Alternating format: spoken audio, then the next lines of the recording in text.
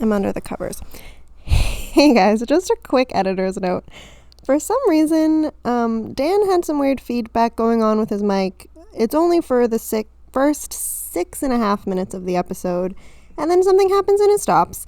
So, just a heads up, I tried to cut around it for that first little bit, but if it really bothers you and you think, I can't listen to this for a whole episode, you won't have to, just the first 6.5 minutes. If it really bothers you, skip to minute 7. You know, you won't miss that much in the grand scheme of things. But yeah, just want to apologize for that in advance. We did put it in the episode description, but I personally don't read the episode description of any podcast I listen to, so I wanted to also give an audio warning for everyone. But thanks for listening, and hope you enjoy this episode. Bye! It's the night before your wedding. You're 20 years old. You live in a villa on the Greek island of Kalikari with your single mother, Donna. You're excited to get married, but something's missing. Your father. Luckily, a few months ago, you found your mom's old diary that she just so happened to be keeping the year she was pregnant with you. In it, she detailed romantic affairs with 3 handsome young gentlemen, a punk rocker, Harry Bright, a Swedish adventure man, Bill Anderson, and a charming but engaged asshole, Sam Carmichael. Now, the logical response is to invite all 3 men to your wedding. It'll be a good chance for them to reunite with your mom and for you to find out which one is your dad, which you'll be able to do with just a glance, of course. What could go wrong? Well, folks, that's exactly what we find out in today's film, Mamma Mia. And joining me today to talk about it are Marco Guarini, Daniel Law, and me, Karolina Krim. And we're the hosts of the Feature Length Podcast, a podcast where we talk about movies and TV shows for about the length of a feature film. So hey guys, what's up? It's good to be here, Carol. Yeah, very good. How was the adventure to the island? So the magical little island. It was a beautiful island. Beautiful. I just want to say, before we kick this off, that I feel like us recording this podcast is the same vibes of them making Mamma Mia, because so far it's been half an hour of chaos, but we're doing it, we're drinking a lot, and we're going to get through this, and it's going to be a good episode, so... Any other day, I would have said we should have postponed, but I'm too committed. We've already, each drank half a drink. We have to. We can't waste this buzz we got going. I've literally finished my drink already, just in the preamble to get this going. But it's okay, the audience. You don't have to worry about that. That's our business behind the scenes. But for now, to start the episode, what did you guys think generally? What was your experience, other than Marco? Maybe we'll start with Dan, because he had nothing. And I found out right before we recorded, or not right before, but when we recorded the last episode, that Dan had no idea of the plot of Mamma Mia at all. Yeah, so I was true. so excited to see what he thought. All I knew was Meryl Streep, Amanda Seyfried, and Pierce Brosnan, and something about the Greek islands. That's all I knew going in. Nice. Wow. But I enjoyed it. I mean, it was probably the horniest film I've ever seen.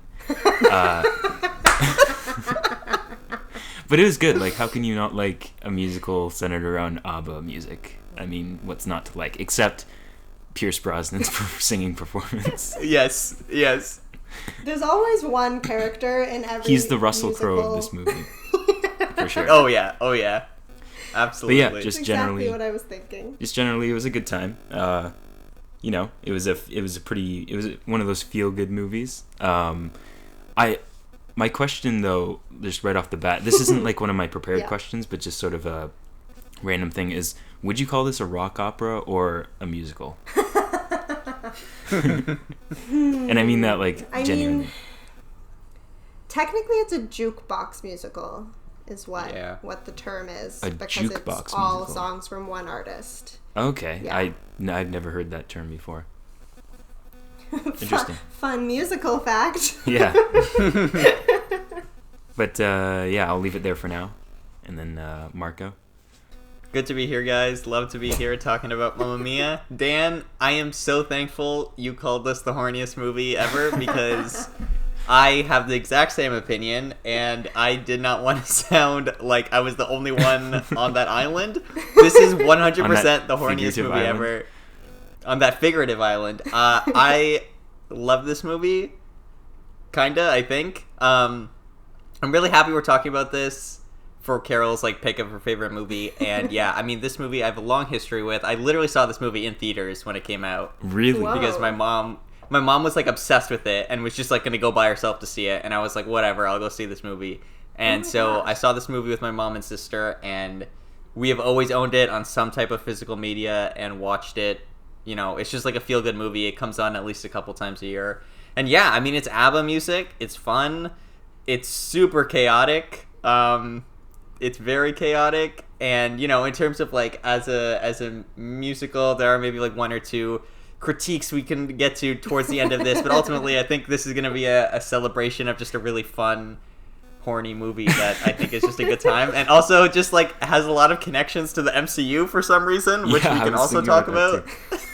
Also, but yeah. Sorry to interrupt, but I couldn't get over the fact that Donna's friend with the short hair, I don't remember her name, is Molly Weasley from Harry Potter. Yeah, because I know this is like this and Harry Potter are the only two things I've ever seen. You mean Julie Walters? Yeah, Julie who Walters. played Rosie. Rosie, that's it. Yeah. Yeah. Rosie and Tanya. She's so good. They're all so good. But anyway, yeah, Carol, this was your selection pick, so go ahead. Go off. Yeah, actually, speaking of Rosie and Tanya, before I even get into the backstory, I had to write an essay or a blog post for my feminist media course, and I chose to talk about how they're like the two worst woman stereotypes depicted in a film that's supposed to be all about empowering women. But I do still love this movie unconditionally. My history is that, actually, Marco, I guess you saw it before me then, because I didn't see it in theaters. Wow. I somehow didn't know it existed for a really long time, as happened with somehow a lot of rom-coms and musicals, despite them being my favorite. There's always a day in my childhood where my mom goes, "Oh, you remember Mamma Mia? You've seen it?" Or like X movie that I should have seen. And I say, "No, I've never heard of it," or "No, I've never seen it," and she freaks out and puts it on immediately. So that is what happened for me with Mamma Mia several years after it came out. I don't remember when I saw it, unfortunately. But yeah, so then we watched it, and I fell in love, and I watched it probably once a year since, usually more than once a year. I have it on Blu-ray, so I was able to watch like all of the bonus features. I watched it with director's commentary for the first time a couple days ago, because I guess forgot that existed. Yeah. So that was a treat. And yeah, I just love it. It's just so fun and lighthearted and has great music and great actors and makes me feel like I'm on vacation. What's not to love? And That's a good feel way of really saying horny, it. you know? Yeah. The movie definitely does make you feel like you're on vacation. Yeah. And also, I appreciate how you said it has great actors and not great acting. I think that's a really interesting distinction to make there in your choice of words. But all the actors were later. very well prepared for them, for their own credit. They tried so hard and started prep so early. They worked so hard. I will give them that, all of them. Well, that kind of segues into one of my questions. So if you don't mind, I'd like to get this question out. Go ahead. While we're on the topic. So one of my questions. Hopefully I have the answer. One of my questions is, how did Pierce Brosnan land this role? And was there a larger reason for why he made it onto the cast? Just because... There's actually a whole story about this. Okay, so go for it. Oh my God. Perfect. That's exciting. I want to get all the details, so I need to find which bonus thing it was in. Because this DVD comes with so many bonus features. So many. There's a million deleted scenes, a deleted musical number, a behind-the-scenes feature, the anatomy of a number. They break down the making of Lay All Your Love on Me. There's a whole thing titled Becoming a Singer, all the actors learning how to sing. There's so many separate things to watch. So let me try and find where they talked about the Pierce Brosnan thing. Okay. So I don't know why he was offered the role, but Pierce Brosnan was offered the role among many others. And the reason Pierce Brosnan accepted it, despite the fact that he doesn't sing at all, is that his father actually passed away the week that he got called about this film, and his father's name was Bill Carmichael. And the character he played in the film was named Sam Carmichael. And so also within the same week, because he knew like this movie was being cast, and like from the get-go, Meryl Streep was initially signed on. So I think when they were pitching it and sending it to other people, they added that note. And so I think that's why a lot of these serious actors even considered it, because like Meryl can't go wrong, you know? So I guess he saw this Meryl Streep film, and so in the same week he went to see the play, and then he found out he was offered the role, and just the name was enough to sway him, and like how much fun he had at the play. But I don't know why they considered him. Although everyone involved seemed to love his singing and think he was Tom Waitsy. At least that's all what everyone on set said. So I don't know. Yeah. Not my opinion. Yeah, definitely not. That is an interesting story, though. I had no idea that was... Yeah, that makes a lot more sense to me now. Yeah. I mean, like you're saying, though, I still don't know why he was necessarily offered it in the first place. Yeah. But, you know, maybe just Pierce Brosnan is a famous person. But also, it was like 2008, right? That's what I was going to say, being too. made in, like, I thought this was like an early 2006. 2000s movie, and then I looked and it was like more recent than I was expecting. So that kind of it's weird for Pierce. It was 2008 because the sequel came out 10 years later. Yeah. Right. Weird. Yeah. Just weird timing on his career, because like Daniel Craig had already done his first James Bond movie by then, and Pierce Brosnan had like not been Bond for a while. So it's like, what was he even doing? Like he was just living in that Bond money, and then someone offered him Mamma Mia. It's kind of a interesting little road that he took. He owned at one point like $100 million mansion, so like he made some good money from that Bond money. Yeah, of course. Him. Well, then he made more with Mamma Mia and Mamma Mia 2. Oh, I'm sure he did, because these are like such crazy comfort movies for everyone. Everyone loves these movies. So funny. Yeah.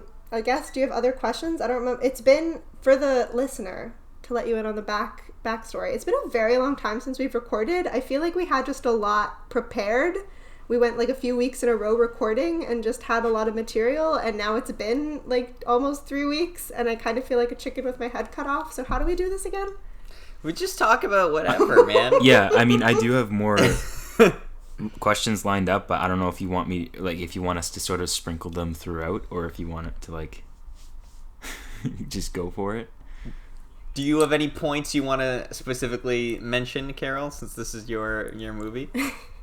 Okay, so first, I think I'll just toss in some things that blew my mind that I found out when I watched it with the director's commentary. Mm-hmm. I guess because I assume that everyone kind of knows Mamma Mia and what's it about and what the vibe is. It's just like a bunch of Abba songs in a row. It's set on a really beautiful Greek island. There's really not much else to it. Everyone sings and dances the whole time, and you just look at the view. That's really kind of it. Like this movie made me confused about how like Greece isn't a more successful tourist location. Like why it's so economically Yeah. Anyway. Right? But even gorgeous. Then they were it really was really gorgeous, but like they were only on the mainland for like a scene or two, and otherwise they were just on this like super remote island. Yeah, that's true. I guess it was on this little one island, but yeah. It's called Skopelos in real life, and now like that whole island runs off giving Mamma Mia themed tours. So tourism. That was one of the questions that I had. I guess I'll follow up with that right now then, since you brought it up. So I was going to ask, is the villa in the movie an actual existing villa, and if so, did it become a tourist attraction after this movie blew up? So you kind of well, the villa is not real. That they built on a soundstage. Really? Okay. I'm pretty sure. Yeah. On the 007 soundstage, which no I think is in England. Yeah. Because it's one of the biggest ones. Wow. Pierce Brosnan. So the villa, like everything, like the old goat house, was all indoors.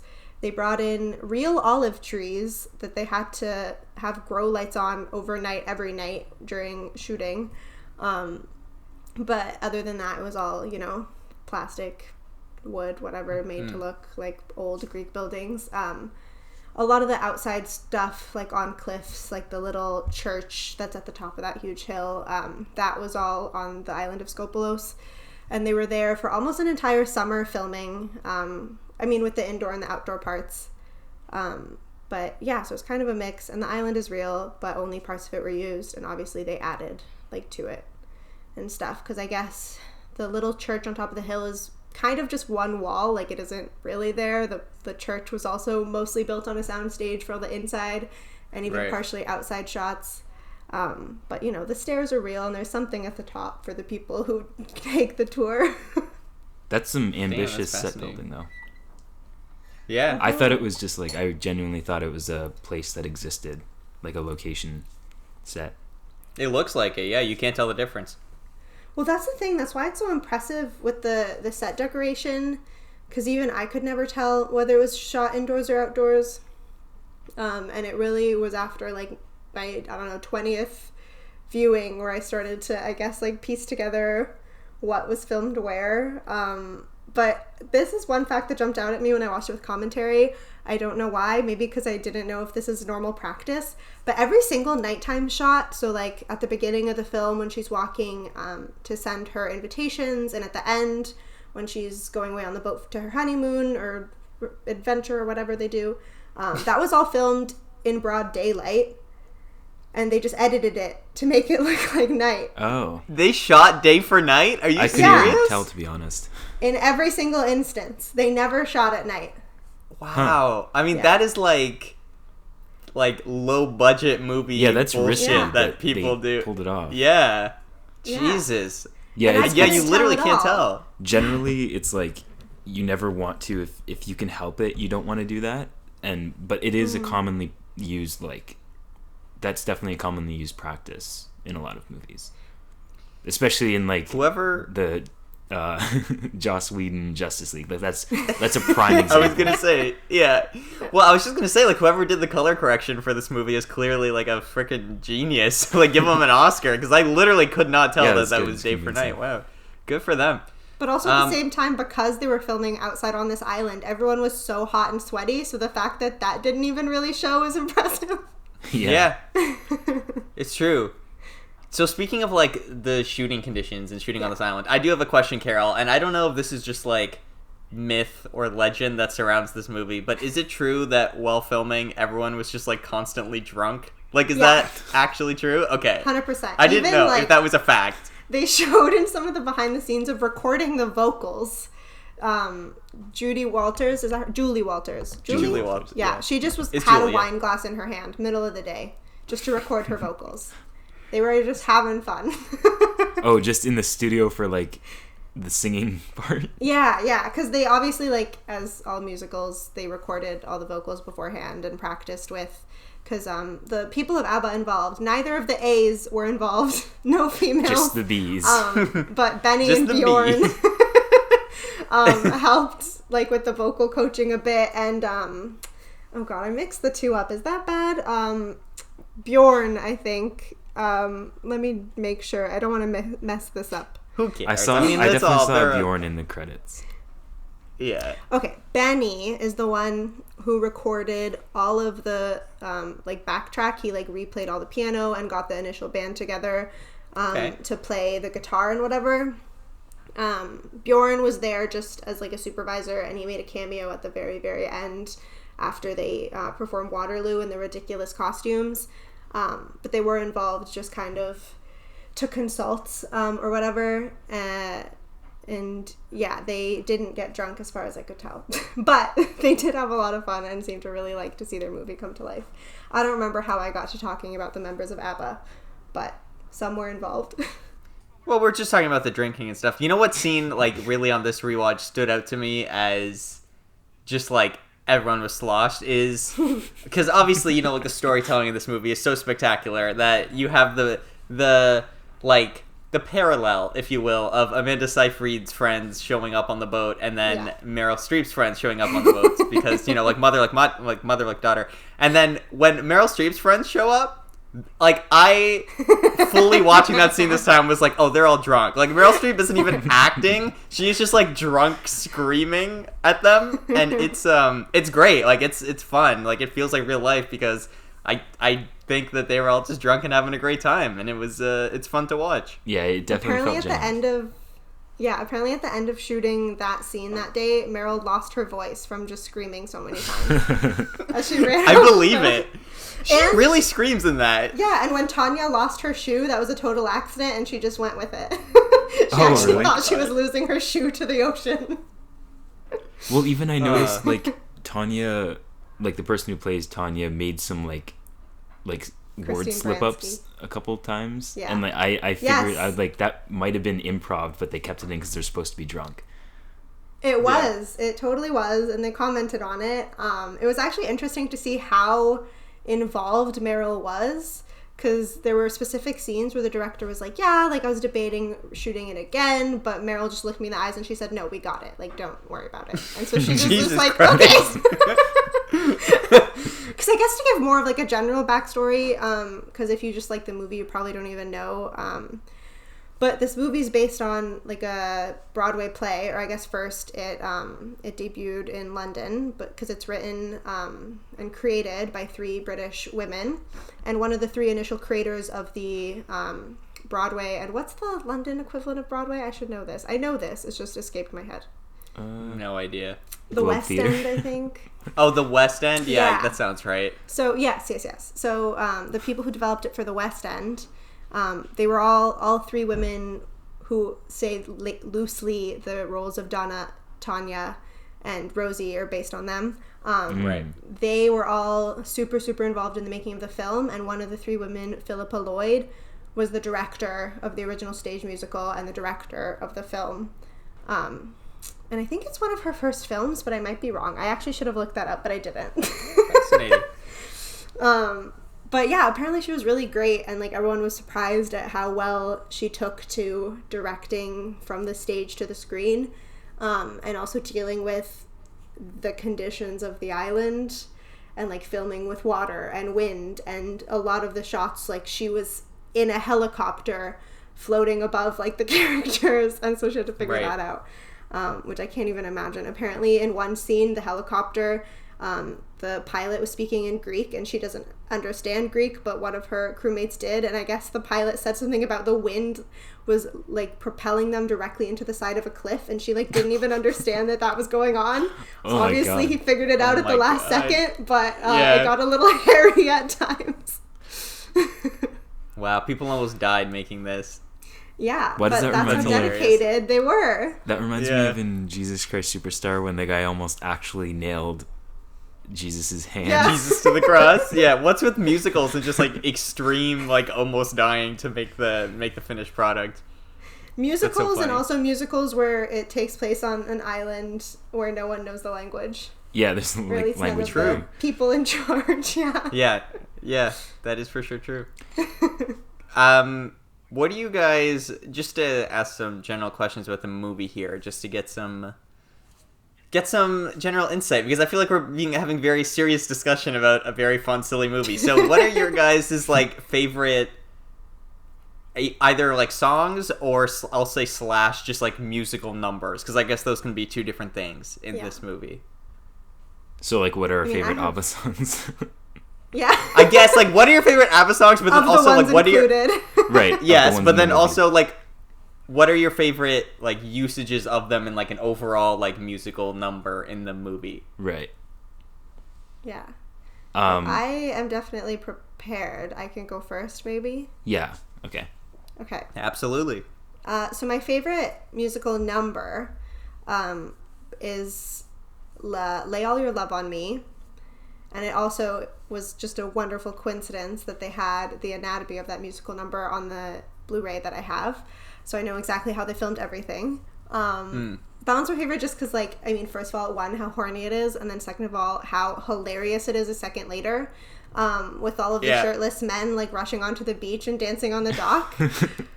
But then my love for it grew when I watched the anatomy of making of the scene, because all of the shirtless men had to be floating underwater, just waiting for their cue. And the way they knew when to jump out of the water and sink is because the musical director had a piece of string tied to his toe, and he was sitting on the dock, and when it was time, he would wiggle his toe, and everyone would like feel the string move and know to jump out and rush the beach. Oh my god. That's how they had to film that. So that's my favorite. And then I also really like how they used the song Chiquitita.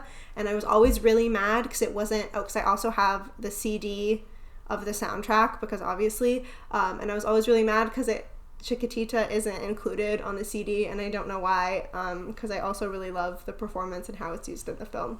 But those are my answers.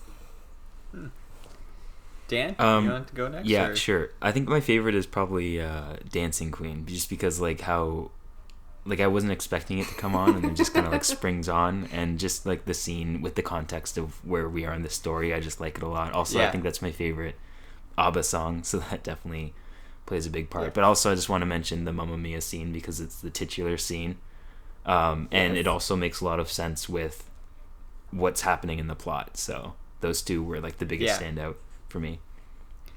I do feel like the movie does sometimes a really good job of like incorporating the music in a way that makes sense, like with the Mamma Mia scene, like with both your examples, Dan. But then sometimes there are songs where it's kind of like, woof, that transition between like movie and song was really like, let's just get the song in the movie, which is fine. Again, like I am not here to shit on this movie. I'm love curious. This movie. Well, like the whole song about that young guy that's like Does obsessed. Your Mother Know? Does Your Mother Know? Where I'm like, oh yeah. What's this subplot? Why are we having this song? Like, we could have just cut this whole song from the movie. I don't need this. It's weird and uncomfortable, and like I don't need that. Is that here. the one with Tanya? Yeah. Tanya Okay. and Pepper. Yeah, definitely. Yeah, that one is a weird transition. Now, the other one that also has a weird transition, but it's also my answer for just my favorite one, and I'm feeling so validated on this podcast, is Lay All Your Love on Me. Yes! That is... I have to say, like, I actually think Money, Money, Money might be one of my favorite Abba songs. I just think that's a dope song. But Lay All Your Love on Me, I think, is probably my favorite, and for the longest time, like, you guys have to understand, again, like, I saw this movie as a little kid, and I'm pretty sure... this sequence was just like my sexual awakening because her crawling through the sand. I've never believed two characters I wanted to just fuck more than these two. Like, it is so palpable, the sexual tension in this scene. But then, yes, also just Amanda Seyfried in a bikini crawling through the sand is just like, what is happening in this scene right now? This is so like erotic for no reason. And I always felt like maybe I was the only one, but I'm feeling very validated to have both you guys say this. And then also, last summer, it was like a trend on TikTok where people would play the song and like crawl in the sand. And I was like, oh, okay, so this is just like a thing. It's not just me that has How like did I miss that trend on TikTok? That seems to be made trend for me. There's also now another Mamma Mia trend on TikTok, funny enough, of people using the like we're not the main characters or the whatever, and it's Dancing Queen. Don't worry about it. Don't worry about it if you haven't seen it. Anyway, Lay All Your Love on Me, I think, is just very intense sexual aggression between these two people. And it's also just so funny to me that one of them is Tony Stark's dad from the MCU. And I can't unsee that in my head. Yeah, that guy is Tony Stark's dad. Oh my god. Yeah. Young Howard Stark. Young Howard Stark is just like having this weird sexual chemistry with Amanda Seyfried. The scene ends hilariously. I love the song. I think the song's great. It's just like fun, high energy. The transition though, I don't know, like I really noticed this time is pretty rough because she's like having a conversation with him like a normal adult and is like, yeah, so like I've been feeling like maybe I need to like meet whoever my dad may be. And then he's like, well, don't even worry about that. Like I'm always going to be here to protect you. And then he just starts singing the song and I'm like, that's a really weird, like, she's talking about, like, needing a parental figure, and you are literally trying to have sex with her right here. Like, this is very different energy that's happening. And then later in the movie, when she finally tells him, I invited my dad here, he's like, why didn't you tell me? Like, what the heck? And I'm like, bro, she tried to tell you. Yeah. Anyway, that being said, though, I think probably also, like, Gimme, Gimme, Gimme a Man After Midnight, that whole... scene, like, first of all, I also think that song is hype, and the movie knows that song is hype because it plays it twice. Like, there's the instrumental version over the opening credits, and then there's, like, the actual full song at the bachelorette party. But that whole bachelorette party, like, Give Me a Man After Midnight into Voulez-Vous, and then the whole, like, dance number is just nuts. It's so awesome. It's just, like, one of the best musical, like, numbers. It's, like, 10 minutes long, and it's just so crazy and high energy. And it's like probably my favorite just point in the movie. It's like all the plot lines are converging and it's good music and fun performances. So yeah, that's what brings it all together. It's the first thing they started rehearsing. apparently Philippa was like watching it all play out when she was recording by like sitting on one of the roofs of the houses like surrounding the square, and she's like, oh, this movie's gonna work, just like watching that being recorded, because like it just looks so cool with all the choreography and like the spinning in circles, and also like this is kind of related but not really. It took me, because I watched this movie so young, it took me so long to catch on that Colin Firth's character was gay. I missed it, and they gave you so many clues. Yeah. I mean, up until he literally says it right at the end of the movie. Even then, I missed it. I swear to God. Until the second time I watched it, I missed him saying it. And then every time I watched it subsequently, I saw all the clues. Well, so he was crawling away from the women at the hen party.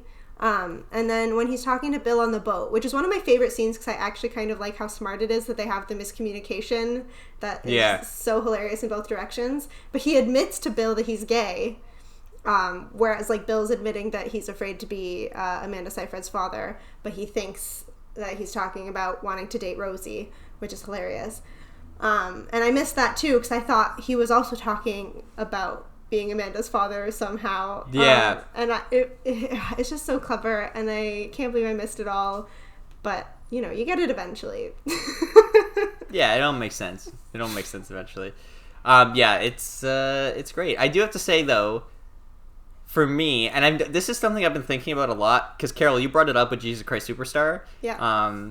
Which is the idea that, like, after Judas dies in that movie, there's not like another more like hype moment or song to look forward to, so you're kind of just like let's get to the end of the movie now. And I've noticed in particular with musicals, I feel like I have one of those moments for every musical, and definitely in Mamma Mia it's the Give Me a Man After Midnight and Voulez-Vous like bachelorette party, because after that the movie, it's almost like it's like, okay, now we have to be a movie. Like, now we have to, like, resolve the plot lines, and we have to have the emotional moments. Yeah. And then, like, and Pierce Brosnan, like, sings way too many songs in that back half. He's in, like, 3 different songs.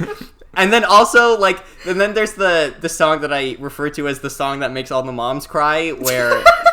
slipping through my fingers all the time. It makes me cry too, alright? Okay, well, whatever. I have never seen this movie with someone who is a mother, and the mother has not just, like, started crying during that moment. And so it's just, like... It's just, like... I know, I get it. It's, like, it's doing the thing. It's, like, okay, now we're in the 3rd act. Now we have to, like, be a movie and, like, resolve everything. But, I don't know. I feel like that bachelorette party is kind of, like, the hypest that it gets. And then everything after that, I'm like, yeah, it's fine. Like, it's, you know, it's just ending. But it never quite lives up to that hype. Well, until Aphrodite's fountain explodes and everyone loses their tops. Sure, I think you have to admit that's equally Yeah. No, the very end, yeah. I just mean that, like, that in-between part of, like, Pierce Brosnan singing and Meryl Streep being sad is kind of like, this is not the energy I'm here for right now. Real quick, are you talking about... all the time. Are you talking about the number where, like, she's going up the steps to the church? Is that the one? No, it's the one where she's, like, helping her get ready for the wedding. And she's, like, brushing her hair and, like, doing her nails and stuff. And, like, that whole number is always, like, the tearjerker number. And I'm always like, I get it. She's a mother. And her daughter's moving away and doing the thing. And, you know. But it's just kind of like, But the one where she runs away from Pierce Brosnan also makes me cry. That one I like. In a row. Yeah, I like that one more. Like, that moment of her, like, being on, like, going up to the church. I think that one's actually kind of hype. Like, I like that one as an emotional moment. Talking about at first, but no, I like that one more, definitely. Yeah. I think that one works pretty well. And then I like the wedding. The wedding's pretty cool too. It's really just that part where, like, the like Pierce Brosnan singing SOS, like that duet, where I'm like, oh God, please. And then that's where I'm pretty sure that's also the part of the movie where you get the "Does Your Mother Know" song, and so I'm just like, well, you know, this is kind of just that we need to put more Abba songs in here part of the movie. So, but it's okay. It's all good. Love this movie. It's all good. Everything else is awesome, so we don't gotta worry about it. And you do have to remember it's also, like, most of the same songs from the stage play first. Absolutely, yeah. For sure. Also faulting the writing of the play, which, you know. But because you mentioned the winner takes it all scene, which is the Meryl running away from Pierce, I need to mention, because once again, we stan Meryl, she recorded that song like 4 or 5 times. I think it was 4 times. like her final version. She recorded it initially when they recorded all the music so that they would have something to dub when they were actually filming. So that was recording number 1. And then after initial filming, after she went through it, she's like, okay, or no, after rehearsal, she decided to record it again because she's like, I think I know the character better, let me retry. And then they filmed it, and she asked to record it again because she was like, no, it's been even longer, I understand Donna more, I need to do it again. And then she recorded it a 4th time after she saw what they filmed, and so she was, I guess, reverse dubbing, and she had to like sing along with what was on the screen because she's like, she wanted all of the like pauses and like breaths to match up perfectly, and to also like convey the emotion that she now believes she fully understood. So she made them re-record it 4 separate times and like made people go into the studio just to re-record the song so it could be perfect. That makes a lot of sense. So she could live up to what she thought. Yeah. Because I thought that scene felt really raw, like her end of the performance at least. Pierce Brosnan was Pierce Brosnan, but like that was one of the standout performances from her in my opinion. Yeah, I think so too. I think that's a really great moment. So that does definitely make sense, like context-wise. I didn't know she recorded it that many times. Yeah. I do have a question though, because we brought up the stage play a couple times. And I'm curious because I didn't know before watching the movie that this was even based off of a play. I thought it was just a movie first. So I'm curious to like what's the history of the play? Like how far does it go back? How old is it? I should know, but it's not super far because all of the women who were involved are now like look to be in their like 70s, maybe 60s when the commentary was recorded. So I don't think it could have been that long. I think like maybe like 30 years. I could look it up, but spoiler alert, part of our issues at the beginning were my Wi-Fi problems, so I can't look it up. I am Wi-Fi-less. We're going old school today. But yeah, I don't know exactly, but it's not super, super old because like everyone is still alive and well who has made it, and it's still touring. But it's nowhere near beating the record of Cats, so can't be that old. Oh my god. Interesting. Well, what could ever be Cats? In any way. Yeah, in many ways. Oh my gosh. But yeah, I guess one of the things, this is just unrelated, but one of the things that really stood out to me when I was watching all of the behind the scenes, the director's commentary, is how woman-centered this like play and movie are, both in like the creators of it and the director and the producers and all of the main characters who we care about mostly are women, and they really wanted to focus on making the men the bimbos and like having it not matter really who they are. Like the 3 main characters are just supposed to be like good looking, but like who cares? Even in the Lay All Your Love on Me scene, they looked at like 400 or 500 men and were just essentially picking people who could sing and had abs and like didn't like care at all, you know what I mean, otherwise. Yeah. And so that might be part of the reason I like love it so much.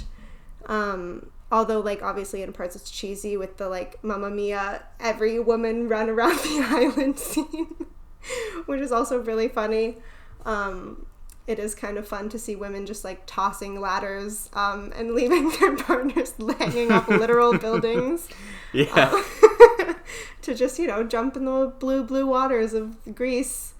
But yeah, I don't know. I just wanted to put that out there while we're recording at some point. Didn't know where else to shoehorn it in. Speaking of producing, though, I have an executive producing related question because I noticed Tom Hanks is an executive producer on this movie. No, is he really? I looked it up. It's the Tom Hanks. It's not another Tom Hanks. On IMDb, he's credited as an executive producer. So do you know, was he ever like planned to be in the movie? And maybe he dropped out and he stayed on. I have no idea. I couldn't believe it. He wasn't mentioned in any of the 10 so bonus features or director's commentary that I watched. So he randomly wanted a stake in this movie, I guess. That's so weird. Well, the play was super beloved. So, like, maybe he just loved the play and loved Meryl. I truly don't know. Because even Meryl got the role, I forgot to say, because she saw the play Once Upon a Time with her kids and just wrote, like, a letter to the creators and was like, I saw your play. It's really good. I loved it. Me and my kids loved it. Like, end of the story. And then when they were thinking of making it a movie, they approached Meryl and were like, hey, would you want to be Donna? And she was like, you want me to be Donna? And she was honored and immediately signed on. And so, like, that's how it got made going forward. Wow.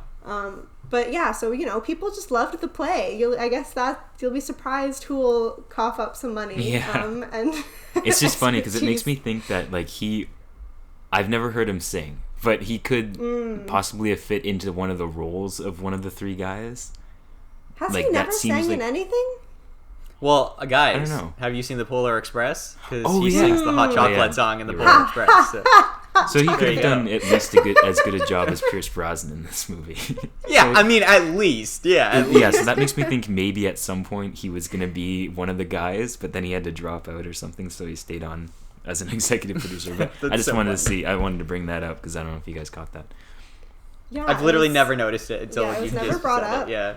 But I wish. That would be so funny. Mm-hmm. It's funny because, like, this movie just in general, the vibe is fun. Everything about it was fun. Oh, speaking of the horniness of the film. Good, my favorite topic. One of the deleted scenes starts with, like, all you see is shirtless Sky, like, holding onto the edge of a mattress.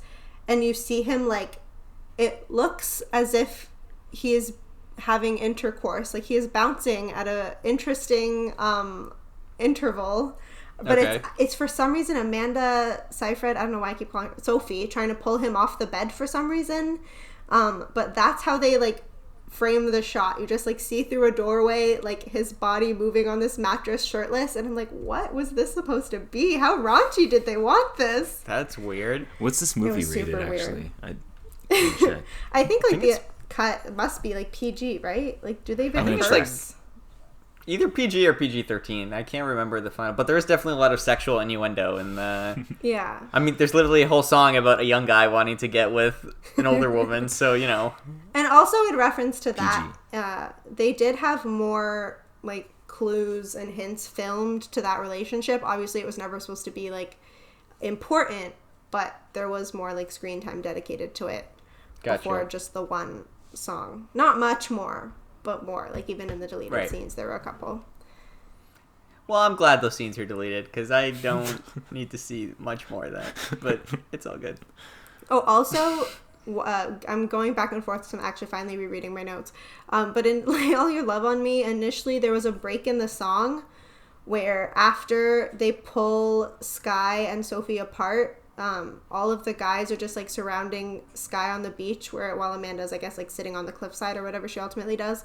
And they just start talking about Helen of Troy because they're talking about the Stag Night because, like, they want to allude just to, like, how much the story's tied into, like, Greek mythology and whatnot. I'm happy that was cut out because it's like, why? You know, just because you say Aphrodite a couple times, we don't need all this, you know? We didn't ask for this. Yeah. I have to say, like, as opposed to literally any other movie, I'm very happy at the lengths taken to cut out stuff to make this a real movie. Like, and I don't mean that in, like, a derogatory way, but I'm happy that we just get the good times energy for the most part. And it looks like all these cuts are very, like quote unquote plot centric. Like, let's have subplots and weird, like, diversions. And it's kind of like, nah, fuck all that, and let's just, like, have fun singing and, like, good energy, because that's where this movie is at its best. So, like, why try and make it something that it's not?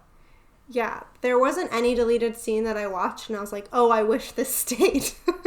Right.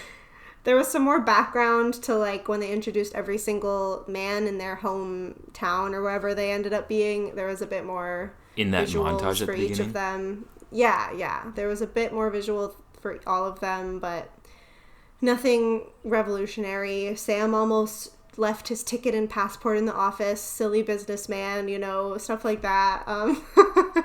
There was like a tiny 5-second scene where Bill says to Rosie that he carries her cookbook with him everywhere he goes. So that was kind of cute. That's the only thing where I was like, that could be nice. Because especially, I mean, spoiler alert, but especially when they go into the second film, which was never supposed to happen, obviously. I don't know if we're going to do an episode on it. I don't think we should. I don't think it's worth it. But are you not a fan? It would be... No, I am a huge fan. But I have problems. I guess we could talk about it a bit now because we're I was going to say, if we're not going to do an episode on it, I'd kind of like to know a little bit about it then. I haven't seen it either. So if you want to Really? talk about that for a sec. Oh, Yeah. I don't want to ruin Marco's viewing if he ever does see it. Just tell us. Who cares? It's literally Mamma Mia 2. We're not talking about fucking Spider-Man Far From Home here. I'm sure I'll be fine. Spoiler alert for anyone who hasn't seen Mamma Mia 2 and really cares. But so the second film, Meryl Streep, for the most part, isn't in it. It takes place with the whole plot being that Donna has passed away. They never say how or why, but she's passed away. And so then Sophie returns to the island to reopen Villa Donna in her honor. And so she puts a bunch of money and effort into it and rebuilds it all and makes it beautiful. And there's supposed to be a big opening party to celebrate. And Sky is in New York learning how to, like, run a hotel better. And there's, like, marital issues because the people in New York love him and want him to stay permanently. So that's a whole thing. And and Sam lives on the island permanently because obviously he was married to Donna. But the other two dads weren't supposed to be able to show up for the party because they had other obligations in other countries. But spoiler alert, they end up getting out of it and coming for the big opening party, and there's shenanigans. So many shenanigans involved.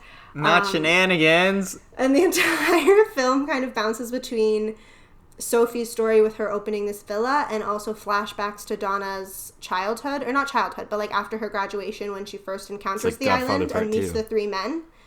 But this is my biggest pet peeve, and I don't know how or why they did this. They mess up the order in which the three men met. It's outlined step by step in this film. There's a whole song dedicated to it. It's literally the first song, yeah. Oh, and in the first they mess film, up the order and the circumstances in which the three men met. Entirely. I don't know how they got away with it. I don't know why they did it. But the thing is, you'd think that's such a big mistake, I can't get over it. By the end of the movie, you forget and you're having so much fun. Yeah. That every time the movie ends, I'm like, this movie was great. I have no issues with it. I'm so happy it exists. But the first half of the movie, I'm watching it thinking, how did they mess this up? This doesn't make any sense. Like, they already used all the best Abba songs, so it's kind of like meh. And they redo a few of them, like Waterloo, which is in the credits now, is a whole sequence. I was gonna ask, like, what's the lineup for the second movie compared to the first one? Yeah, it's they redo obviously like Dancing Queen, I think, and Mamma Mia, the biggest and ones. Waterloo, and I think even a few others. But otherwise, it's just like they do like a Fernando, which is kind of nice, like a full song. That's when Cher comes in because Cher is Sophie's grandmother. She flies in a helicopter at the very, very, very end, and sings Fernando. Was it the same director for the sequel? Oh, that's a wonderful question. No, I think it was, because I think they brought mostly everyone back together. Also, spoiler, there's a cameo from Meryl Streep, because at the end, Sophie finds out she's pregnant, and, like, Sky comes back to her, and it's all really romantic, and they're super in love. And the movie ends with the baptism of the baby, and Meryl Streep comes back as a ghost and sings Amanda Seyfried. It actually made me sob so much in theaters. Okay. I saw it twice. I was, like, full body sobbing. So here's what I have to say based on this description. I've gone through so many different emotions. So first, Dan, I was with you. I was like, okay, so this is just The Godfather Part 2. Like, we're literally just doing The Godfather Part 2. But then, as she was, like, describing the, like, inaccuracies in this, I was like, so is this just, like, George Lucas, like, Star Wars prequel energy? But then, when you're describing, like, everything being okay at the end and they're having a party and Meryl Streep shows up to sing to her as a ghost, I was like, oh my god, that's the end of Return of the Jedi. That's literally like Ghost. Luke looking onward as Obi-Wan and Yoda and Anakin just to like nod at him and then he goes to have a life. Like, what the hell? This is like the weirdest movie I've ever heard of. It's so bizarre. I jumped through so many emotions watching it myself, even thinking back on it.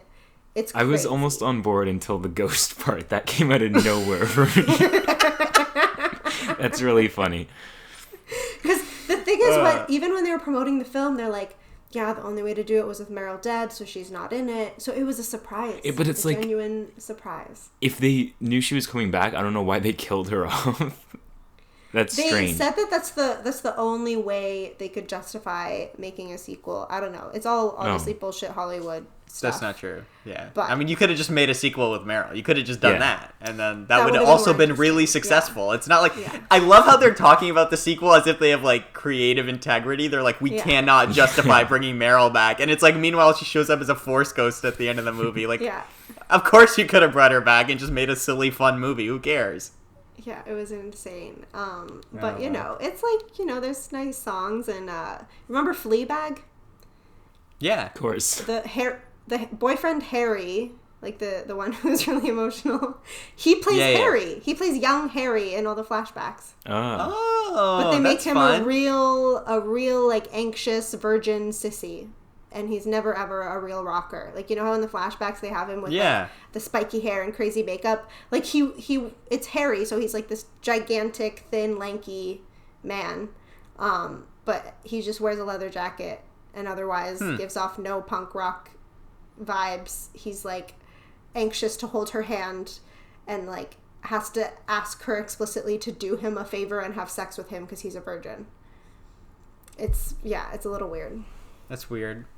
Yeah. I don't like this. Yeah. But young Bill is super hot and they have a great scene on a boat with a really fun song. So Who plays young Bill? I don't know. Some blonde Who plays kid. young Sam? I'm gonna look it up. You guys keep talking. I'm gonna look it up. I'm curious. I want to see who someone plays on a the young internet. version of Pierce Brosnan. I see them all in my head. And it's actually kind of cute because you know how at the end of this film they did the 2 musical numbers in the crazy costumes? Yeah. They did that at the end of part 2 and like the old and the young like Bills did a little like dance it's like together Mamma Mia and the old and the Generations. young Harry. Yeah. Mamma Mia Generations, like Star Trek Generations. I do have a quick question, not to derail us, but I keep forgetting that I have this question, and I want to ask this question since you brought up like the dance numbers, right? So at the bachelorette party, Meryl Streep and her friends come out and they sing the song, which I forget which Super song they Trooper. sing. Super Trooper, Oh, that's right. So okay, in the like continuity of the Mamma Mia cinematic universe, Yes. like are Meryl Streep, like the 3 of them, are they meant to be like stand-ins for Abba? Like is all this music like their music when they were like young and successful and would sing and stuff? Like when they're singing, or not even necessarily all the music, but Super Trooper, like is that meant to be like actually their song that they are singing? I don't actually know. That's interesting. Because I know, like, even in the director's commentary, they were saying we're meant to believe it's been 20 years since they, like, performed anything together, which is why, you know, like, they're rusty and aren't perfect or whatever.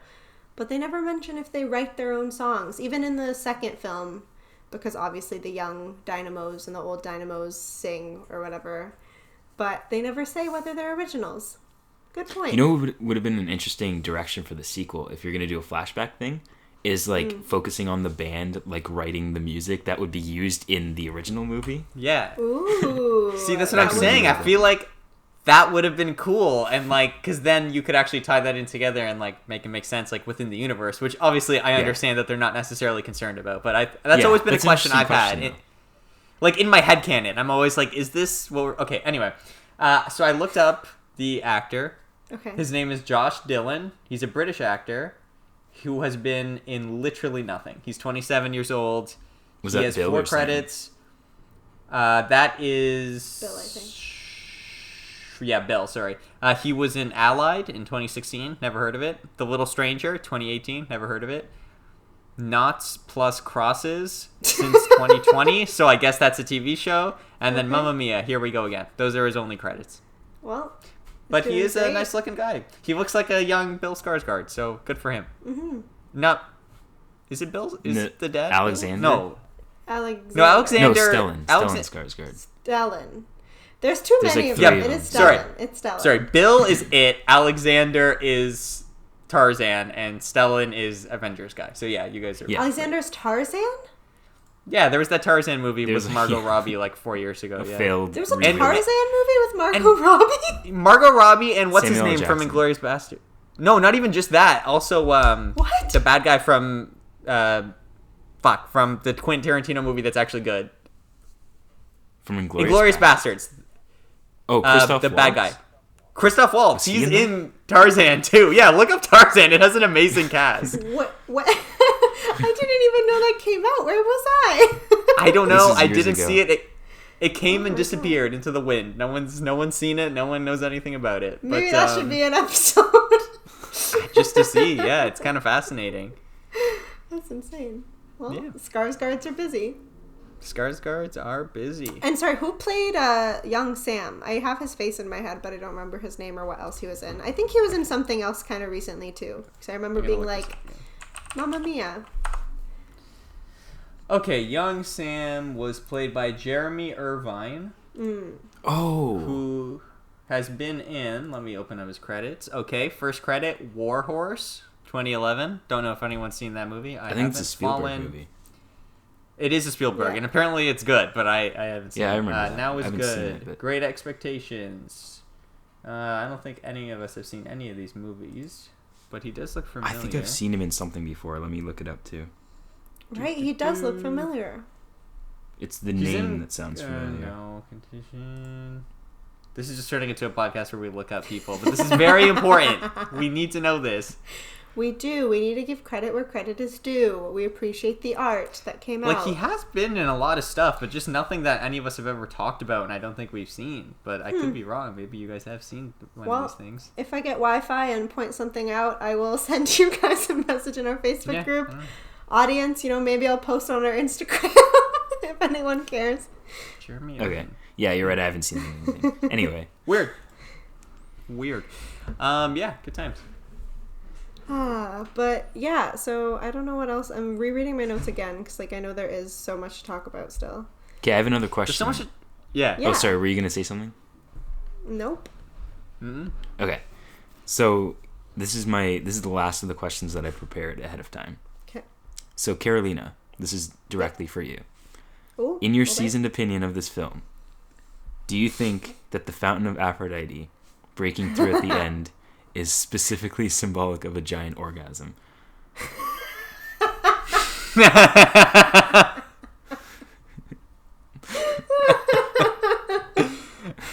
Yes. 100%. No, I never thought of it that way, but it only makes sense. And now that you said it, it's what I'm going to think about upon every subsequent rewatch. Yeah. Because it only makes sense. They talk about it the entire time. I know. Donna hasn't had sex in a really long time. We don't know if Sam It's has, set up but so that's not perfectly. important. She's just working so hard. She has so much tension. And then she gets married, and the fountain Yeah, explodes. the fountain explodes. Yeah, and they set it up with like the Crazy. pavement cracking, like it's trying to break through, but The earth Not until the end of moved, the movie. darling. Fascinating. Wow. What a good take. Wow. I can't believe I almost missed that. Yeah, that is a good take to have on this very horny movie. I respect that take. And they only got to film that scene once because they couldn't reset and re-wet all the clothes because they were all really, really expensive. So it's kind of like whatever we get, we get. Everyone have fun. How did this movie even get made and work? I'm That's my baffled. thing. Seriously. I can one of you guys look up the budget? I feel like we've never had to look up this much on air before, but I just can't imagine because we have our it seems top like they research filmed team on it.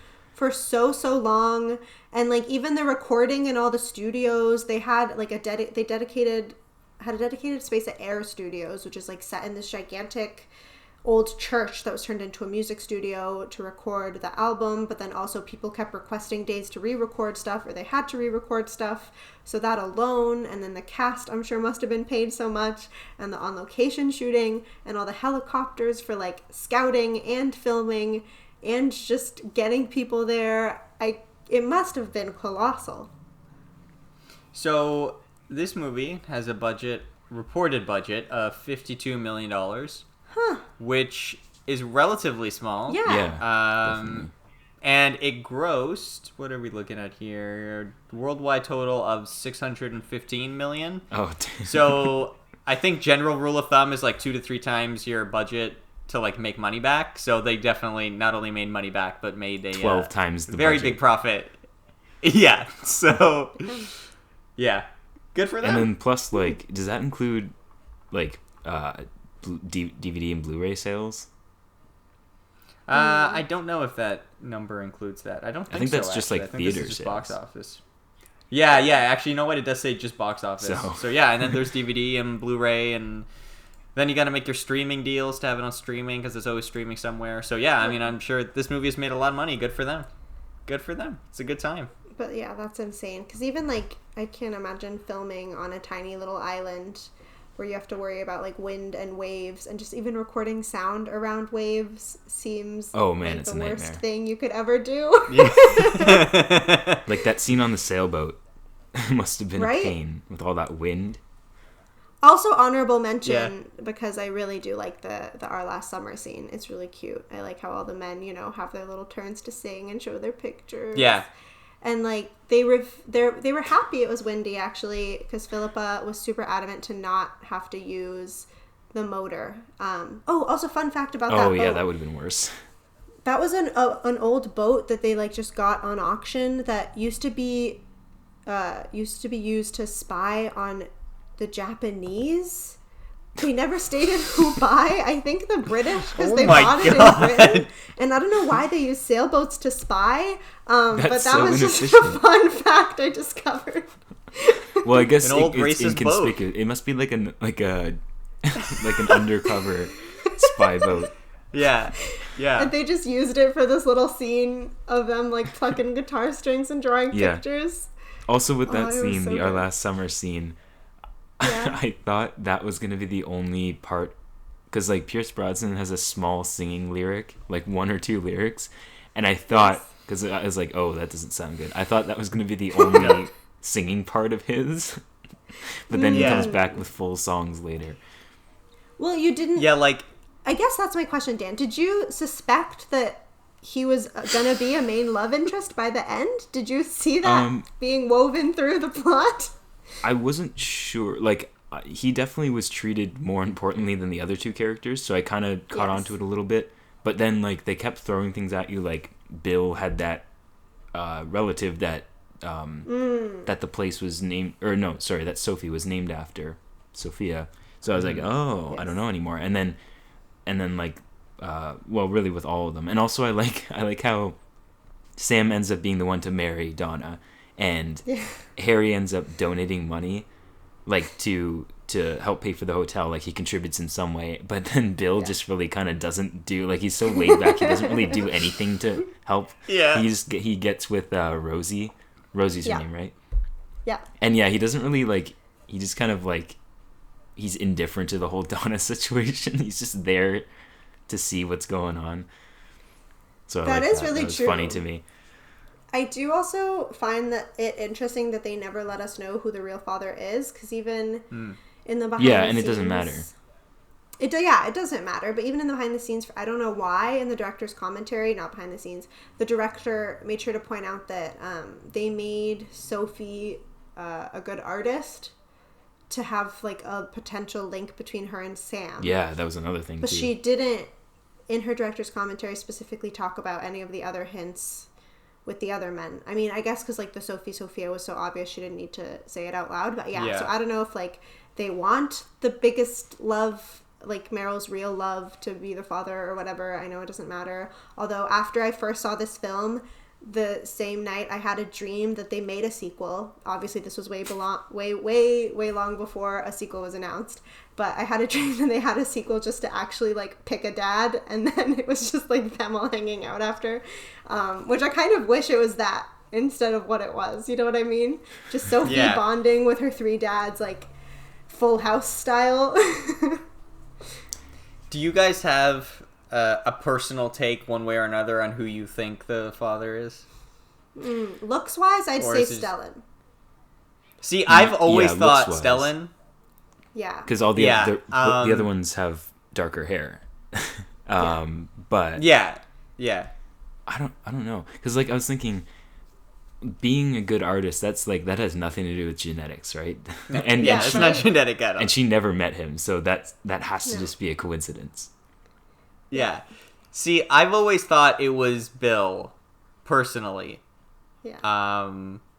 Obviously with, like, the Sophia connection and just the fact that they look alike, I was always kind of like, yeah, that's probably who the dad is. But then also, like, I think the point of the movie is that it doesn't really matter. But in my own also, personal like, take, technically Meryl is, like, blonde hair, blue eyed as well. So that's true. So it really could be. Yeah. Oh yeah, I mean they're Could all be possible. any of them.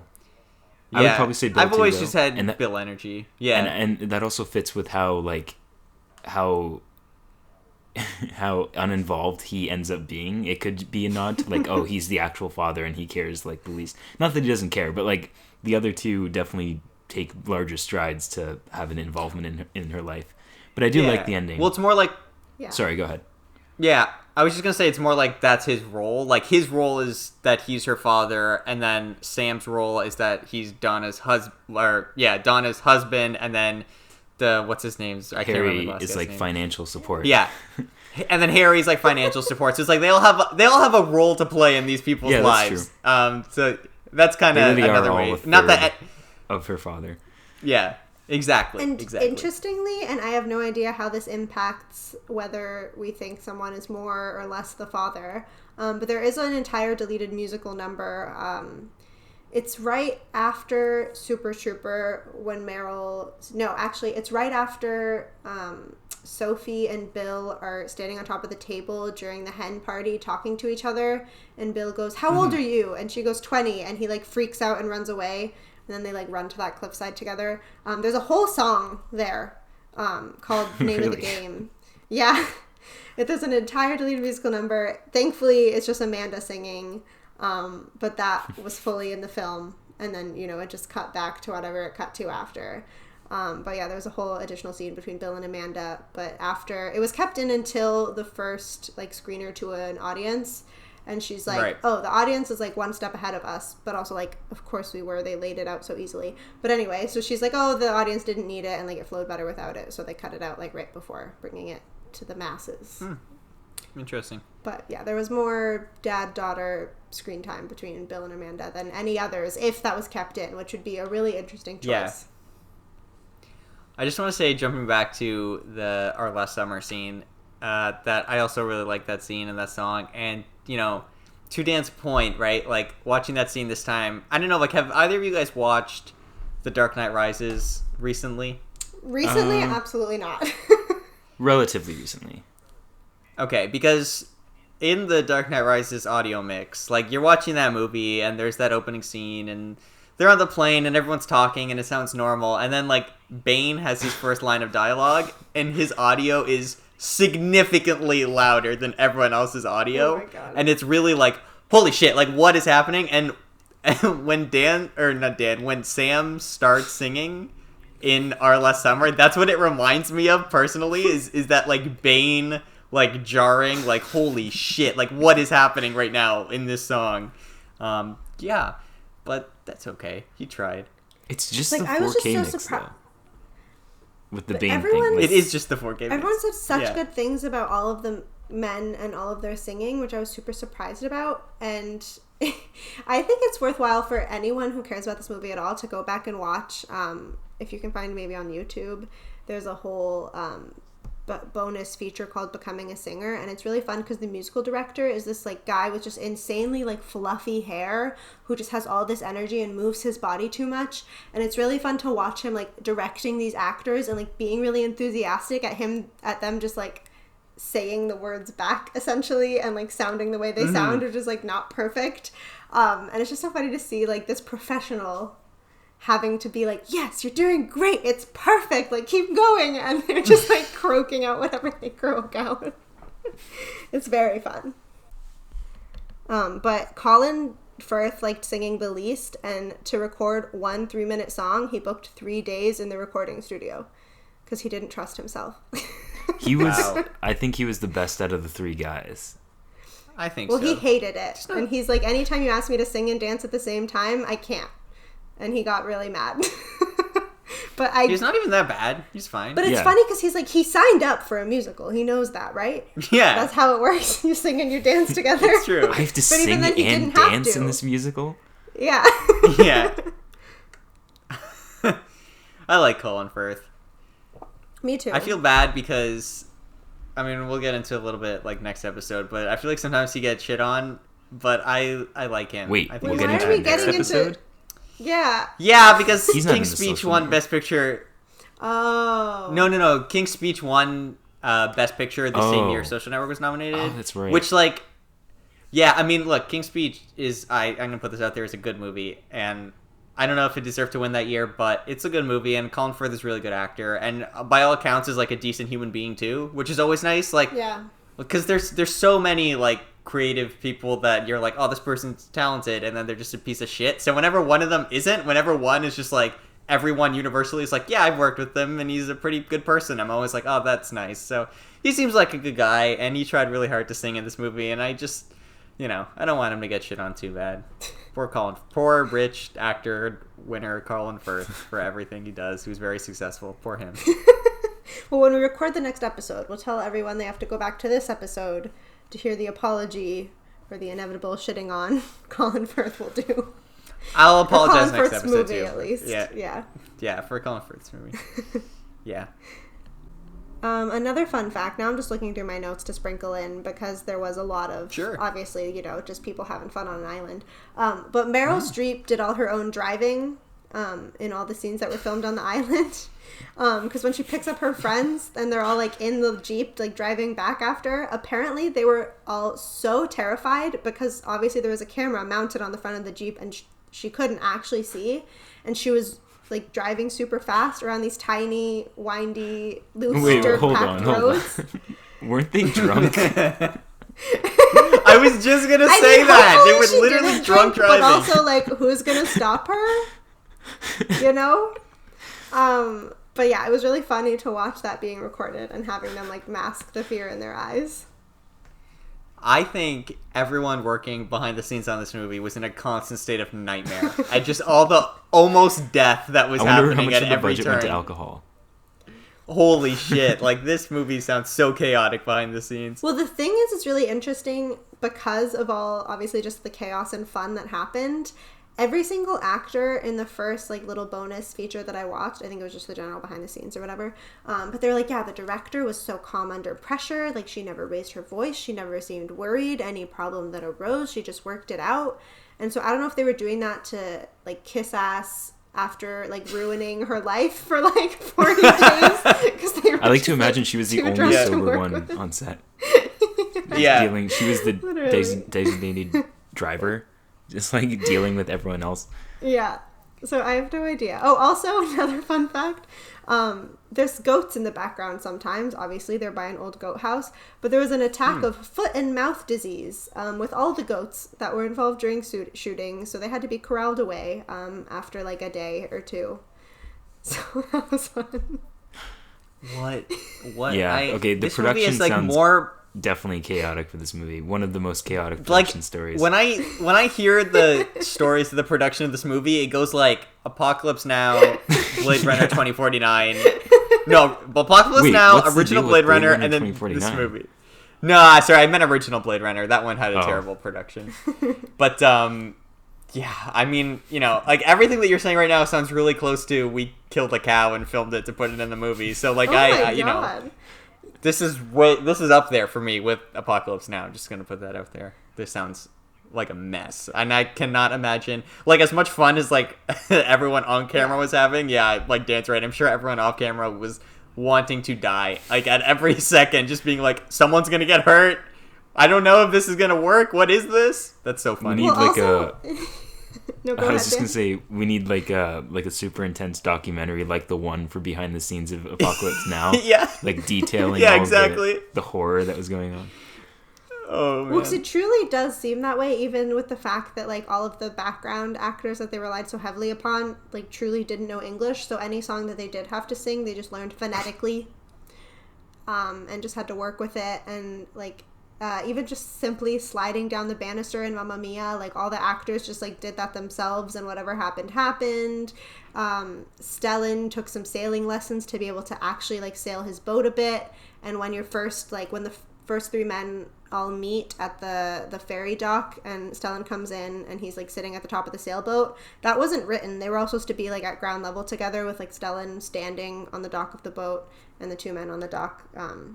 But he was like, what about if I climb up? And he just started climbing. And like, I mean, I don't know a lot about Probably how drunk. sets work, but like, yeah, but I know that that's very much against like health and safety and probably the nightmare of like anyone in charge of that. But he's like, what if I like climb up here to make it more interesting levels wise, and just started to do it, and then just sat at the top of this sailboat that I'm sure he wasn't cleared to do. And so it was just that vibe the entire time, and that's why I'm That so feels like happy his I finally character. watched the director's cut. Yeah. They embrace the characters. That's awesome. I mean, it's nice though, because I feel like it definitely does translate into the energy of the movie. Like just this like weird, like we're just at a place having fun, making a thing, and like it definitely comes across in the movie itself. It's just like all this chaotic energy. That's pretty fun. Oh, certainly, yeah. Like for me, the biggest example of that is I think it's in the Dancing Queen number where it's like hundreds of people just rushing to the docks. I think it's that one. And then they all just jump in the water at the end. Yeah, it's just absolute chaos. Yeah. I wonder if that was scripted. Yeah. That with what I'm hearing, that could have been improvised. The jumping off the dock? Yeah, like everyone jumping into the water at the end. Well, initially it wasn't written, and actually Meryl asked the director if she could push in Christine and Julie without them knowing, but she's like, no, that's too rude. See, that makes perfect sense. Yeah, but then they did tell them in advance, and then everyone just kind of followed the lead. I'm not sure if they told the Greek women to do it. They never said, but they were like, yeah, it was Meryl's idea, and we ran with it, and this is what happened. That's great. But it was so good. Yeah. Actually, Julie Walters, in the filming of Dancing Queen, because obviously on location, they were just filming on this rocky island, she sprained her ankle the first day filming it. So in a few of the entire crowd of women running scenes, they had to replace her with a body double because she was still in pain. Oh. Yeah. That sucks. Yeah, they just put like whatever scarf or like dumb little costume item that she had on her person over her face and was like, yeah, that's good. They won't notice. But hey, I mean, it worked. Like, we didn't notice the day for night. Yeah. We didn't notice this weird body double. Like, and honestly, they got away with it. I've been meaning to say this, but I keep forgetting. But like so obviously this musical isn't one of the like live singing examples, but I thought they did a really good job in the editing of like making it work. Like it wasn't like Jesus Christ Superstar for me where it was jarring. I was fine with it. It didn't take me out. Yeah, they did a pretty good job. I mean, I do feel like this is like, I mean, what this came out, we said 2008, so it definitely like puts it close in terms of being like a modern musical, even though this is only like 4 now, years before Les Mis. Yeah, exactly. So I do feel like, and I can't even think of like another musical besides this or Les Mis, like a really, I mean, I guess maybe The Greatest Showman. Cats. Yeah, I do feel like, well, I'm trying not to count Cats because that one. When did Into the Woods come out? I think after. Oh, that was like 2015. I think. Don't ever talk to me about Into the Woods. Oh my god. You want to talk about an experience of dread. Like, Dan, do you remember, quick story for everyone on the podcast. I'm derailing this conversation, but we have to talk about this, okay? Okay. So, me, Dan, and Angelo primarily like to go see movies together. Obviously, when Karolina's in town, she comes. When Miguel's in town, he comes. Yeah. We know this, right? Our whole group of friends, we go see movies. But primarily, me, Dan, and Angelo see movies. And most of the time, it's me and Dan saying, Angelo, we're going to watch this movie, okay? Checks out. Angelo had enough and said, Fast and Furious presents... He said, Fast and Furious presents Hobbs and Shaw is coming out, and I want you guys to come see it with me. And we said, fine. Without seeing any of the other ones? I've only seen Furious 7. Before that, I had never seen a single Fast and Furious movie. Yeah, Dan hadn't seen any of them. I had only seen Furious 7, and I hated it. Okay? So, we go see Hobbs and Shaw, and we're watching the movie, and then at one point in the movie, there's like a really big action scene in like a city somewhere, and it ends. And this is like pre them going to where The Rock's from. I forget exactly where he's from in that movie. Like Samoa. And he goes to his like hometown there, which is the whole third act. And there's like another hour of the movie left. Wow. But before we get to that, there's like this whole action scene in a city, and then it ends. And I check my watch and I realize there's still like an hour of the movie left. And I turn to Dan and I say, hey Dan, there's an hour left. And guys, like, I'm telling you, like, the look on Dan's face, like, it was the most shocked I've ever seen. Like, if I had turned to Dan in that moment and said, literally like Jesus has risen, I feel like Dan would have been less shocked than when I said there was another hour of that movie left, okay? This is all precursor to me saying... I know. And this is all precursor to me saying that as shocked as Dan was in that moment, when I saw Into the Woods in theaters with a couple of friends of mine one Christmas who dragged me to go see it, and we saw it, there was a moment just like that where, like, I thought the movie was done. It was done. We were doing our last song and dance, and then something happens, and nope, we're just getting into the third act. And I almost got up and walked out of the theater. Yeah. I don't know. If anyone's listening to this that likes Into the Woods, I need you to just reevaluate everything. I don't get it. It is like... I kind of want to do an episode on it now. I've never seen it. It's like I've the never mother... fully watched it. I fell asleep like 10 minutes in and woke up at the end. Because it's so bad. Confused. So confused. It's so... I don't even remember it. I don't even remember what happened that made me hate it, but I just remember like being like, why is this movie still going?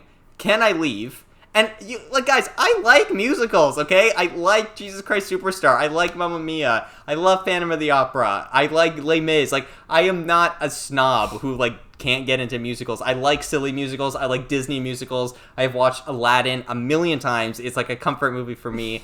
The Little Mermaid, frickin' Hercules, all these movies, I love them. I'm telling you right now, Into the Woods is one of the worst movies I've ever seen in my life. And I only saw it that one time, and it is awful, and... yeah, I don't even know how we started talking about Into the Woods, but my God, it's just... modern musicals. Modern musicals. That's what it is. I was just going to say that I think modern musicals, to get back on topic, modern musicals, I think, do a decent enough job of actually, like, using pre-recorded tracks, like... Was that the case with Into the Woods? The movie? Yeah, I mean, it felt fine to me the one time I watched it. That wasn't what you were focused on anyway in that film. No, I was just focused on why I was in the theater. But I feel like Jesus Christ Superstar really suffers from the fact that it was, like, in the 1970s and, like, no one gave a shit whatsoever. And it was just, like, like we talked about last couple episodes ago. But, yeah, this movie does do a really good job with it. And, yeah, it just, doesn't take care of the movie at all. It's a really good time. Sound mixing on point. Yeah, well, I mean, I've looked through all my notes, and I think I've mentioned all of the funnest of facts. Because, in general, it's all kind of the same vibe. Someone did something kooky and they're like, yeah, that's great, let's go for it. Because it was literally just the actors hanging out the whole time. I love that this was just like a giant hangout of a movie set. Like, most of the scenes with Donna and the Dynamos, it was just them, like, riffing off each other. Just, like, laying on couches and talking and, like, whatever came out they worked with. Super loose. Chilling. That's awesome. Yeah. I feel like the guys were more, like, uptight about it simply because they felt uncomfortable. But, that's what they signed up for. But they still had fun, in real life, you mean? Yeah. Also, I guess they're characters, too. That's what I thought you were talking about. I think I was going to say that was definitely on purpose.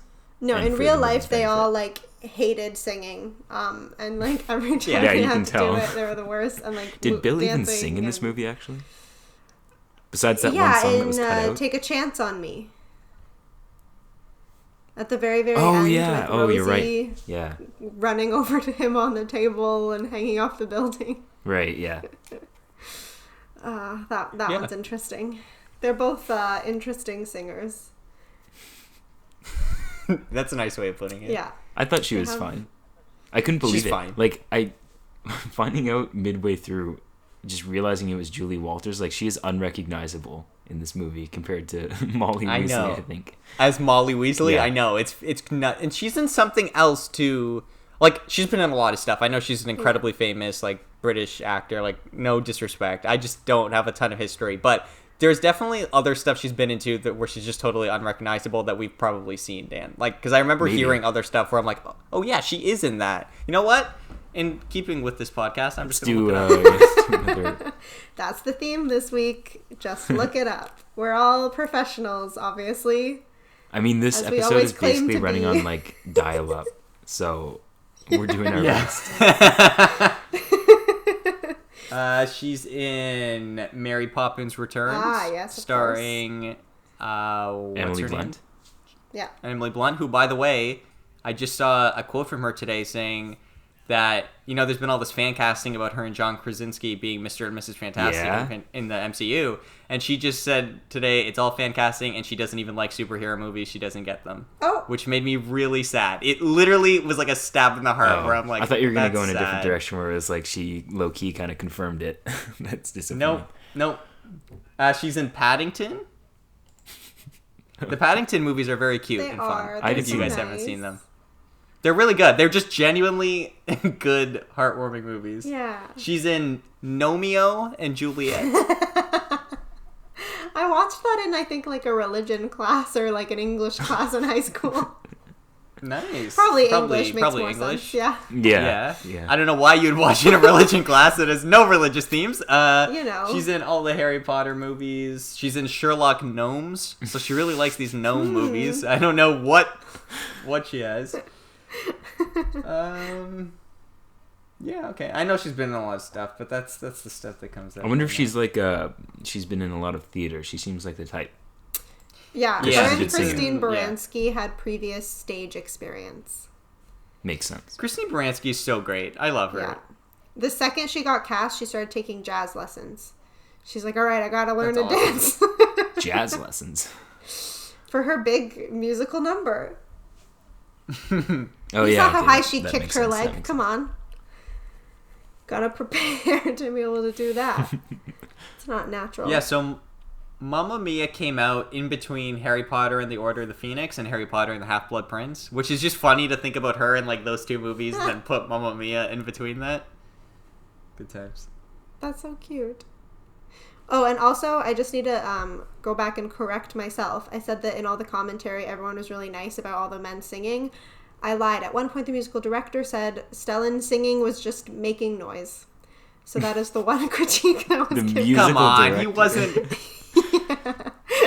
He was not that bad. He could have been worse. Oh, and they also compared Pierce Brosnan's voice to David Bowie, as well as Tom Waits, as I said before. What? Yeah. In what world? Yep. In what world does he sound like David Bowie? That is like, wow. You know Ask what? the music R.I.P. director. R.I.P. David Bowie. I hope he never had to hear that while he was alive.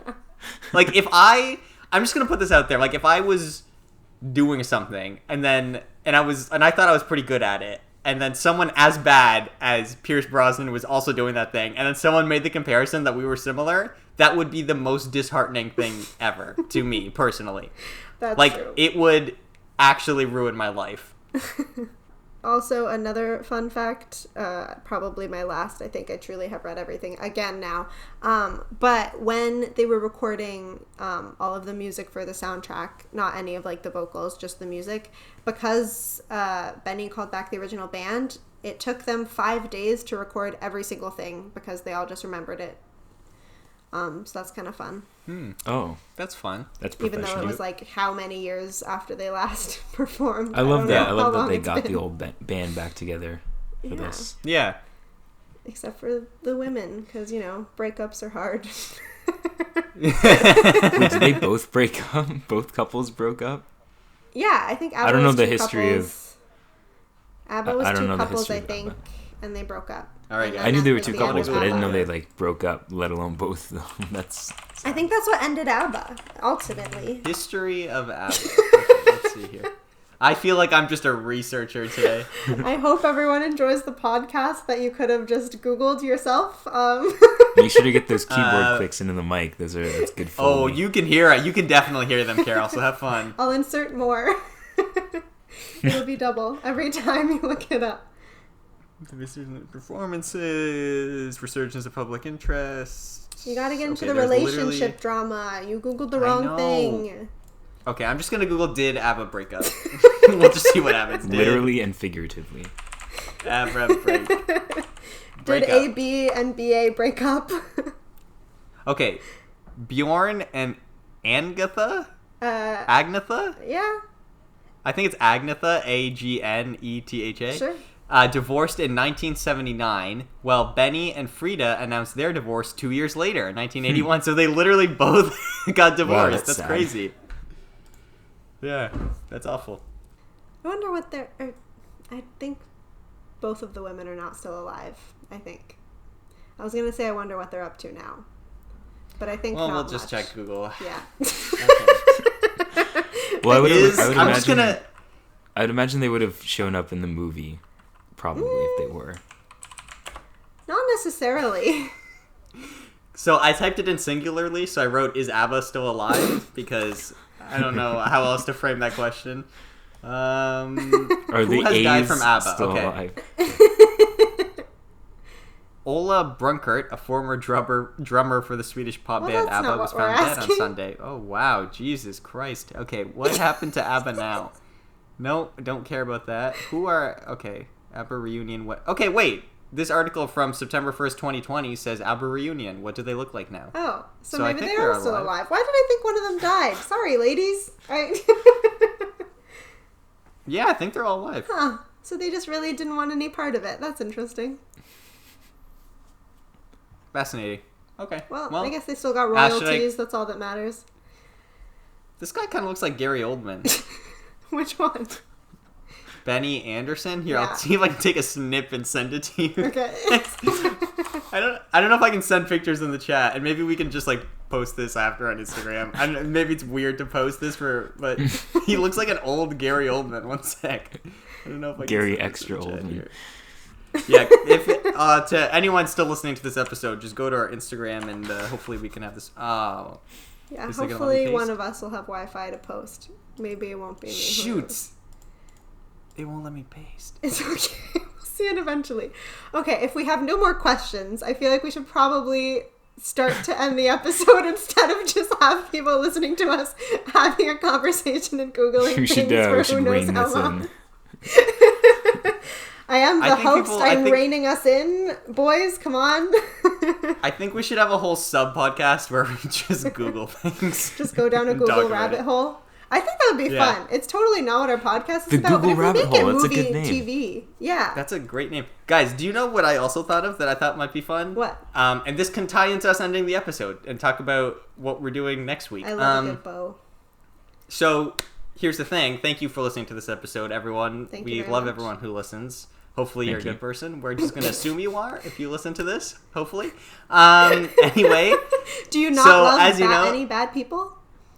I mean, I think bad people can change. Listen, This is there's a bigger something question within that we you. don't Dig really need to deep get and holy find shit, it. that's an episode that's a question I don't think I can address in the time we have left in this. Jesus Christ, why is this was our Mamma Mia episode and we have tackled way heavier, subject matter than literally any episode. And Ever. definitely bigger than the movie was thinking to tackle. Yeah. This movie is just Like, about people that want to have sex. This and has been we're a like, journey. "Can Meryl good?" Streep was a ghost at one point. I still can't get over that. Yeah. Oh, man. Okay, so, to the listeners, thank you for listening. Obviously, this is episode 2 in our selection series. If you missed it last episode, we did Jurassic Park, which was Dan's pick. Really nice episode. Go back and to listen to that if you haven't Very yet. interesting. Very fun. Very interesting, very good episode. And next week, we're going to end off the first round of our selection series with my pick, which is The Social Network, like we've already talked about. It's on Netflix. I just did my first of a few different rewatches I'm going to do with commentary tracks and stuff. I recommend everyone just go stream it. It's on Netflix. Everyone has Netflix. Yeah. I feel like it's one of those movies that everyone saw when it came out, but a lot of people may have not necessarily gone back to, and so you're probably like, really? That's his pick? Trust me, go back, watch it again as an older person now. I think you will all really enjoy it. I'm really excited to talk to you guys about it. Yeah. But the reason I said this would be a fun transition about our Googling Things podcast is because I have, as you guys know, a very abnormal knowledge of the career of Aaron Sorkin. Yeah. And I thought we could do maybe not an entire episode, but a segment or a bonus episode where we play like a 6 Degrees of Kevin Bacon about Aaron Sorkin with me, Ooh. and you guys give me someone, and I have to try and find a link from that okay. person to Aaron Sorkin, like That's so career-wise. fun. Because I think I could do it. I think. That would be a That would be great cool. bonus. We all just Because get some a lot of drinks, times- give you rattle off some names, have you do all the hard think it would work. be I'm fun. here for it. Yeah. Because I here's the wanna do thing, that. guys. Like, I've discovered in just watching movies in my life now that I just do that. Like, I'll be watching something and I'll go, oh, this person was in this and blah, blah, blah, blah, blah. And it always leads back to an Aaron Sorkin thing. So I think I could do it. I think it would be a fun bonus episode. But yeah, we'll see what happens.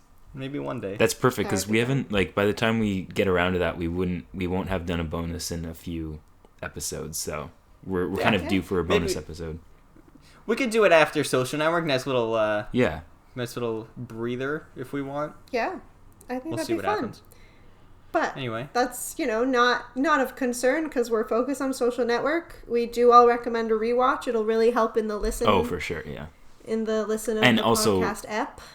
Marco made it very clear that you won't understand his intro if you haven't seen the movie. Oh, look, it's not that you won't understand it. Well, it's just that you're not going to get. You won't get it's the not most going to be as fun. Yes, it is like there is so much.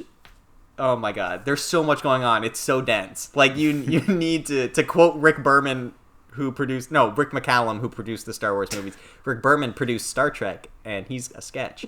But anyway, yeah, just give it a rewatch. Also a sketch. All the Rick producers in Hollywood. There's not one good one from what I've seen. I mean, I've seen 2, and they're both pretty bad. So I don't think it stops at Rick's, but I guess it's a good rule of thumb to start with. Yeah, good rule of thumb. If they're named Rick and they're producing a movie about space, they're probably not good at their job. And on that note, I think people are inherently good. We'll see you next week. Okay, see you guys. All right, thanks, guys. Bye. See ya. That is exactly what I expected and hoped for the Mamma Mia episode to be.